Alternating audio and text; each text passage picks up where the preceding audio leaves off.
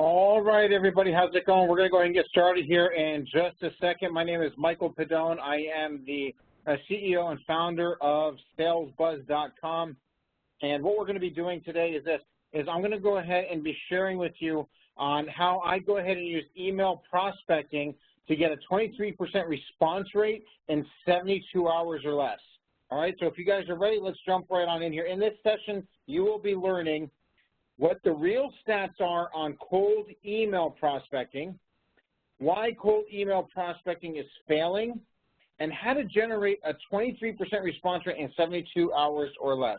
So with that being said, let's get right on into today's session. See, here's the thing.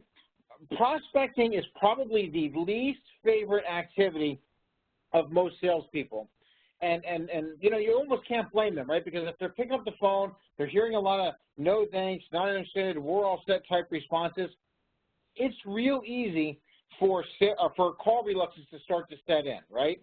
So no wonder in that scenario that it's really no surprise that so many sales reps are choosing to use email to try and generate new business. Especially, you know, you read a popular book or two, they promote that it's the greatest thing since sliced bread. So you know what?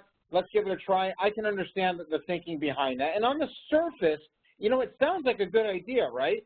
I mean, hey, having a hard time getting them on the phone or I'm getting rejected, let's send out some emails. Because here's the bottom line. You send out emails, you don't feel the pain of the rejection of them telling you no, no thanks, not interested, already don't have the budget, et cetera, right? They just hit delete and move on. You don't feel that pain.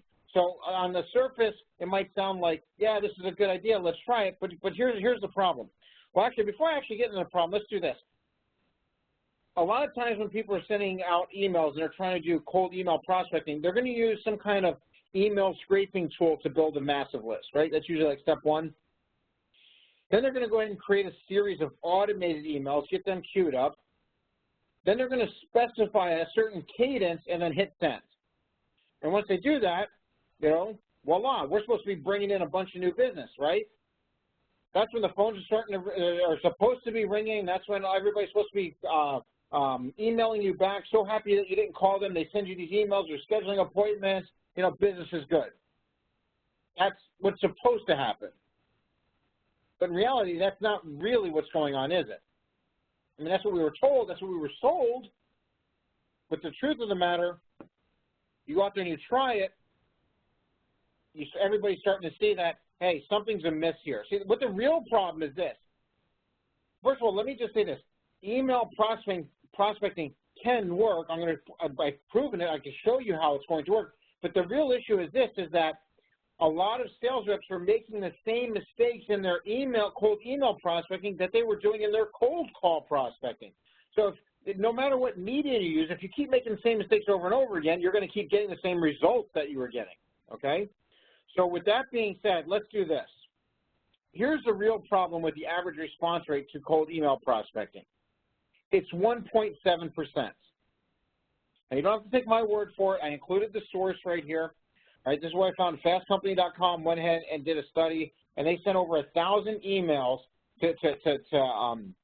out to the decision makers and things of that nature, and they got a 1.7 response rate. You cannot make a living. You cannot keep your job getting a 1.7 response rate. For the love of God, cold calling gets a better response rate than 1.7, even if you're doing it wrong, okay? So with that being said, here's what we're going to do.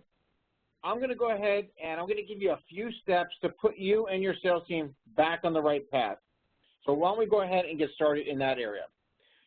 Here are the few steps that if you follow these things, you're going to start to see much better numbers. Now, the first thing is this. If you're going to be doing outbound prospecting and cold email prospecting, things of that nature, you absolutely have to know your audience. You have to know what you're looking for. With that being said, one of the best ways to find who your ideal target audience is so that you can have whether you're the BDR or the SDR or the inside sales rep or whether you're the VP of sales or whatever, and you're heading up that team of inside sales reps to go ahead and start doing the prospecting, one of the best ways to identify who your real target audience is to analyze your existing accounts. Now, I've been a straight commission sales rep for over 20 years, so I'm going to share something with you that I've been doing all along. There are a lot of other tools that can do what I'm about to share with you, but let's just go primitive for a second. Every one of you, no matter what kind of marketing budget or sales product tool budget you may or may not have, even if you don't have these budgets to put into some of the tools that are out there to help you with what I'm about to share with you, you can still use Excel, something that's probably on your computer already. Here's what you want to do. Make a list of all the existing accounts that you have now. And what you want to do, once you get all these lists, all these accounts, people that are already paying you, people that have paid you, this is where you want to start. And then what you want to do is this. Create the columns, and each one of those, make sure you know what the company size is, for example. Another column, make sure you fill out what the industry is. This is critical and vital. You're going to see why in a second. Another one is make sure you have the titles of the people that are almost always involved in the decision-making process. Make sure you have a column for that. Also, make sure you have a column that you put in the notes of what were the buying motives, what were the pain points, what was the main reasons why your best customers left their previous solution and came over to you. What was it that you were solving, or what was the issue that they were having that made them want to switch over to you? Now, I got news for you. You're going to start to see some patterns here. When it comes to buying motives and pain points, it's always usually going to be about, you're going to notice like the top 2 or 3 issues or problems, you're going to start to see that pattern. You're also going to start to see patterns of company size, industry, titles, things of that nature. Now, if you have a couple of other things that are important to you of analyzing your existing accounts, by all means, but these are the basics. At a very basic level, every salesperson should have an Excel sheet of all this information, and they should study it like the back of their hand. I have mine open while I'm actually making sales calls. And I'm going to explain why in a second, whether I'm doing outbound calls or even if I have some inbound calls. I want to have this information here.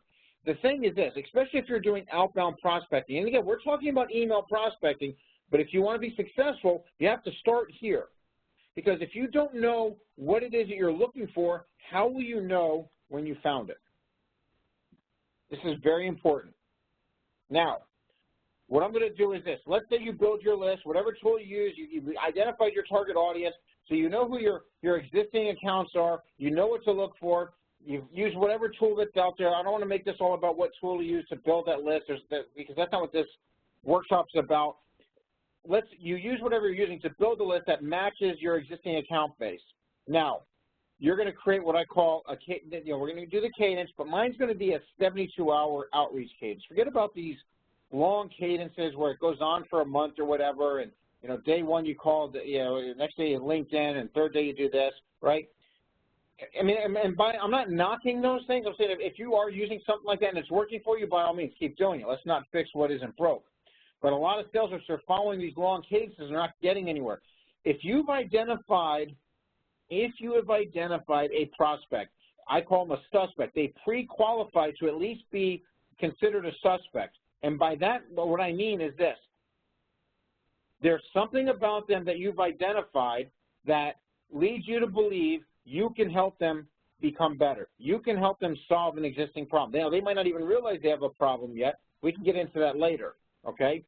But you've at least identified that the reason why you're calling them or you're putting them on your outreach is because you've identified that you might be able to help them. So what you're going to do is this. If you're going to be able to do that, you want to touch base with them 3 times in 3 days, 72 hours. So on day one, here's what you're going to do. You have your list ready. You're going to create 3 separate emails. On day one, the first email goes out. You're going to send it out between 8 a.m. and noon. That goes out. Now, here's the thing. In that email, you're going to mention how you've helped other companies in that industry solve a certain particular pain point.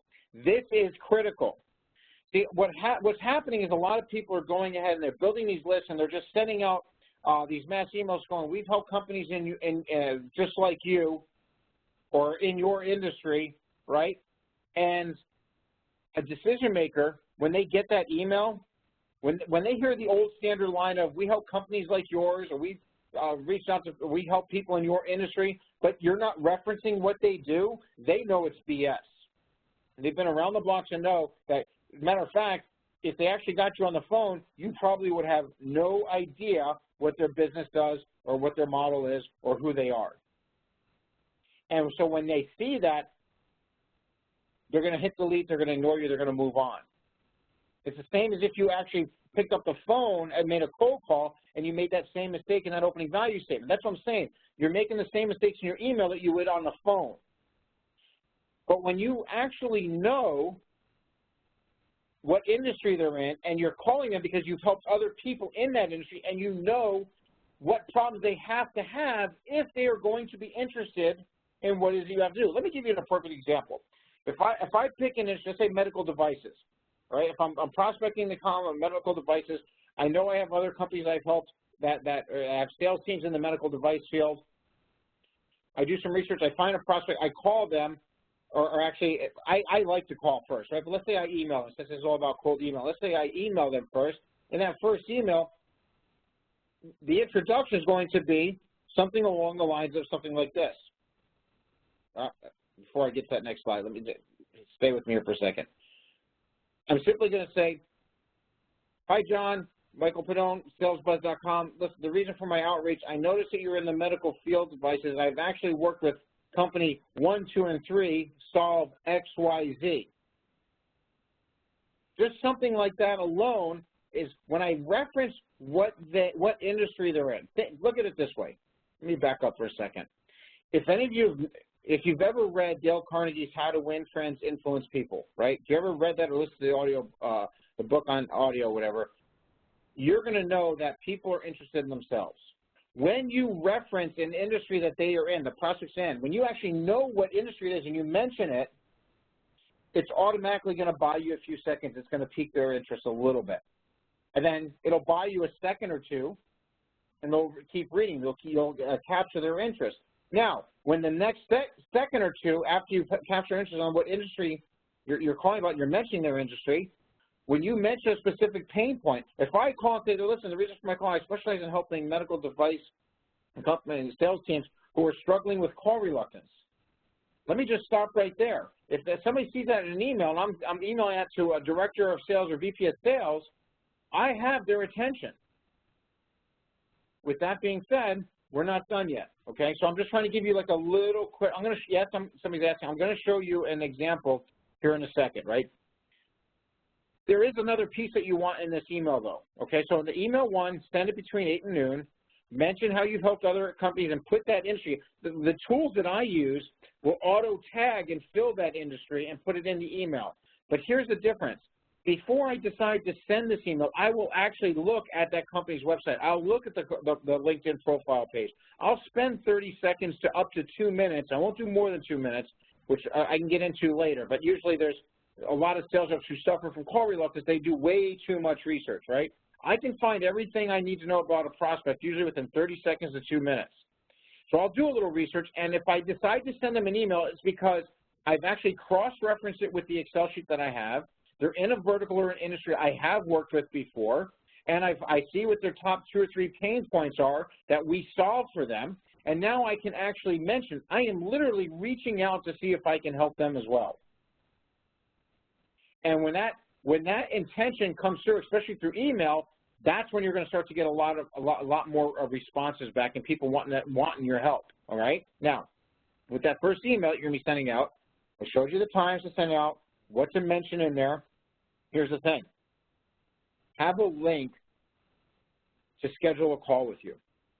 There's a lot of tools and products out there. I use a couple of them myself. I don't want to name names, so I'm not here to promote anybody else's stuff. You can do your own research. Some are free, some cost a little bit, some are kind of expensive, right?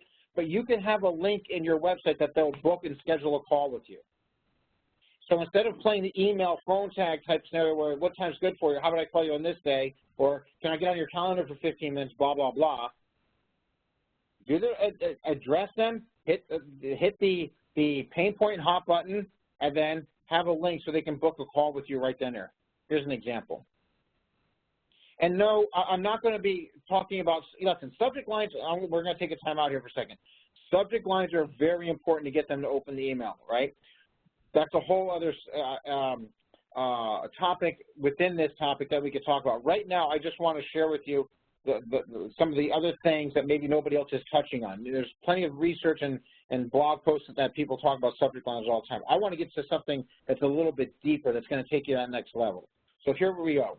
Day one, hi prospect's name. Reason for my emails, I noticed your company is in, now you mentioned that specific industry, you have your system auto-tag it, drop that industry in there.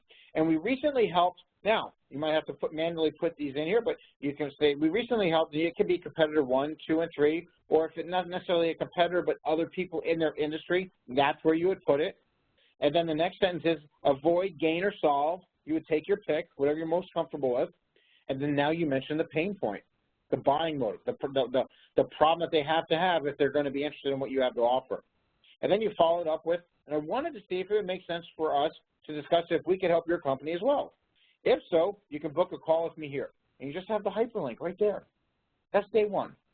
Again, hey, John, reason for my emails, I noticed your company is in the medical device field, and we recently helped competitor 1, 2, and 3. We helped their sales team overcome call reluctance, and I wanted to see if it would make sense for us to discuss if we could help your team as well. If so, you can book a call with me here. That's it.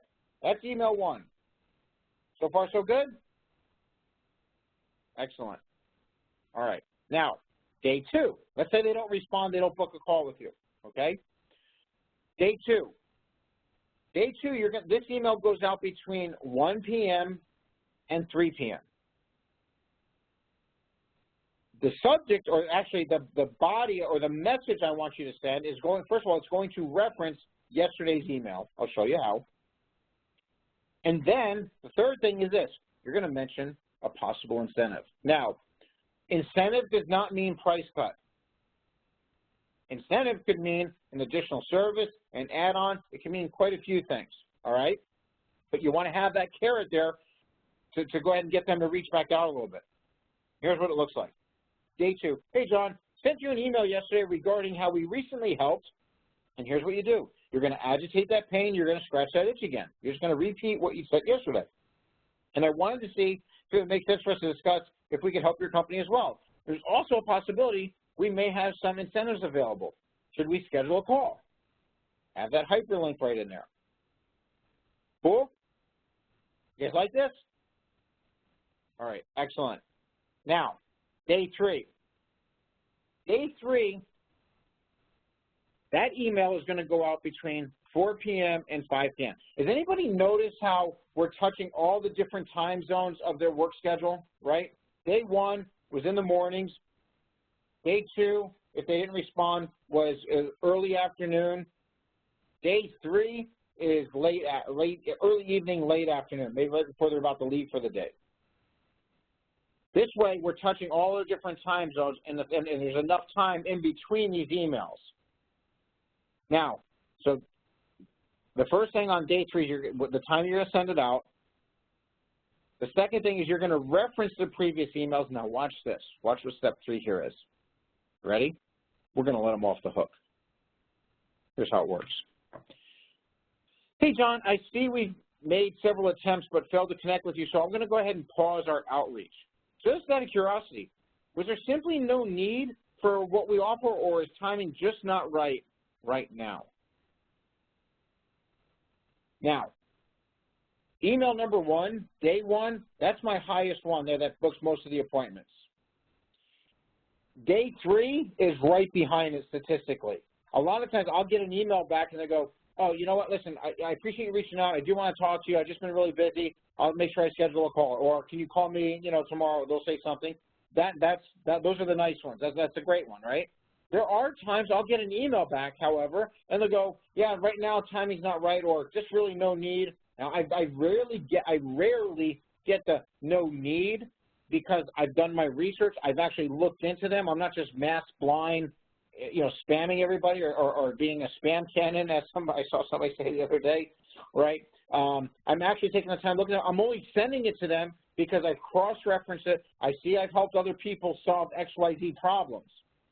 Now, sometimes I'm going to be speaking to somebody, I'm going to reach out to somebody. They might not be having that issue right then and there. But guess what? Especially if they respond back and say, listen, yeah, it sounds good. It's just right now we really don't see a need, or timing's not right, whatever. the door's open. The conversation started. And sometimes a trigger event will happen. It could be a day later, a week later, a month later. And all of a sudden something happens, and now they reach back out. Now I have an inbound warm lead coming because they're raising their hand. And if the answer at this point is no, no need right now, whatever, I'm going to make sure I put them back into a drip marketing campaign that will continue to feed them helpful information so that they can see some of the things I do, so that when a situation does come up and they go, you know what, this is a problem, you know what, I think I know who to call. But the outreach was there and the communication started, and so now we're on the radar, and that's really what we're after, at least at a base level, okay? Now, when you do that, here's the results. Now, the title of this was, email prospecting, how to get a 23% response rate in 72 hours. I went ahead, I was going to show my actual screen before today's session, but when I did that, when I logged into the tool to do that, you couldn't actually see the numbers. I had to take a screenshot and blow it up, and actually the percentage went up a little bit. I actually averaged anywhere between 19% and 25%, depending on if I send out 50 emails in one day or 30 emails in one day, it's going to drop a little bit until a day or so until it catches up, right? And the responses start to come back in, or they start booking the calls. With that being said, the question is this. Let's do some little clarification here. What does success rate mean? Success rate means this. Good question. Success rate means this. I sent out the outreach, and a prospect physically responded back, or they scheduled an appointment. They used the link and booked a call. Now, rhetorical question here. How many of you want to get 24 prospects out of every 100 that you start outreaching to respond to you? I'm assuming you're not getting that now, right? So with that being said, if you want to start getting those kind of numbers, follow the simple steps that I outlined for you here, and you're going to be golden, all right? If you have some questions, I'll tell you what, we're actually running out of time here a little bit, so why don't we do this? If you have some questions, you can use this email address right here. They'll get forwarded to me. If you already know my email address, my actual personal email address is just my first initial and last name, so it's mpedone@salesbuzz.com. But if you send them to admin@salesbuzz.com, we'll be more than happy to answer your questions there as well. I'm going to let you go. I know you guys had a lot of other sessions to get to. Hope you enjoyed this. Hope to hear from you soon. Take care. Bye-bye.